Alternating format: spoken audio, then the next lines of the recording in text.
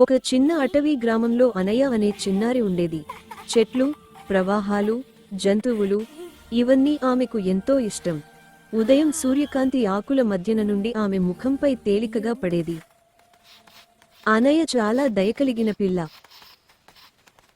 అనయ వాళ్ళ అమ్మ అనయాను వెతుకుతూ చివరికి అనయను కనుగొన్నది.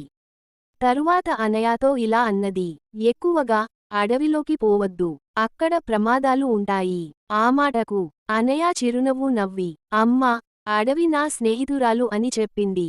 అనయ వాళ్ళ అమ్మ చెప్పిన మాట మరిచిపోయి అలా అడవిలో తిరుగుతూనే ఉంది.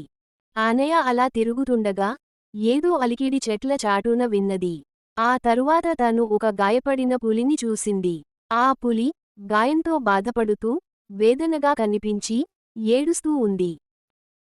అనయ వెంటనే ఆ పులి కాలికి ఉన్న వేటగాడి ఇనుప చట్రపు గొలుసును తొలగించి ప్రేమగా దానికి కట్టు కట్టింది. మరియు పులి కాలును సరిచేసింది.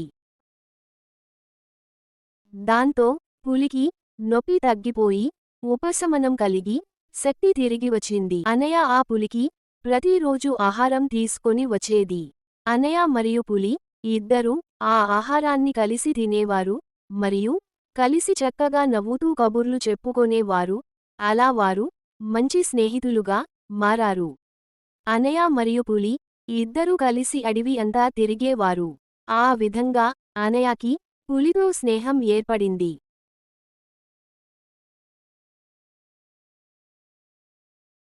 ఇది ఇలా ఉండగా ఒకరోజు అనయ వాళ్ళ గ్రామంలోకి కొన్ని తోడేళ్లు చొరబడి నానా బీభత్సం చేస్తూ ఆ ఊరి ప్రజలను భయపెట్టసాగాయి.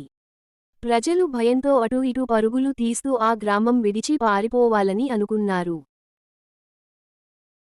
వెంటనే అనయ పరుగెత్తుకుంటూ అడవిలోని తన స్నేహితుడైన పులిని కలవడానికి వెళ్ళింది.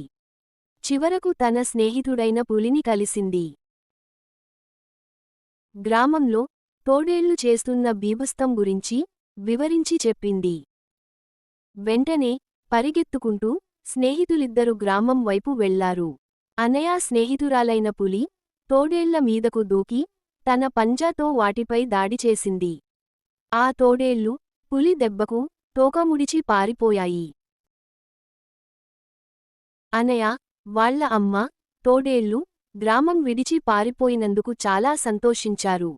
ప్రేమతో పులిని కౌగిలించుకొని తమ ప్రేమను చాటారు. మరియు పులికి సంతోషంతో కిరీటాన్ని బహుమతిగా ఇచ్చారు. ఈ విధంగా అనయ, పులి కలకాలం స్నేహితులుగా ఉన్నారు. పిల్లలు, ఈ కథ ఇక సమాప్తం.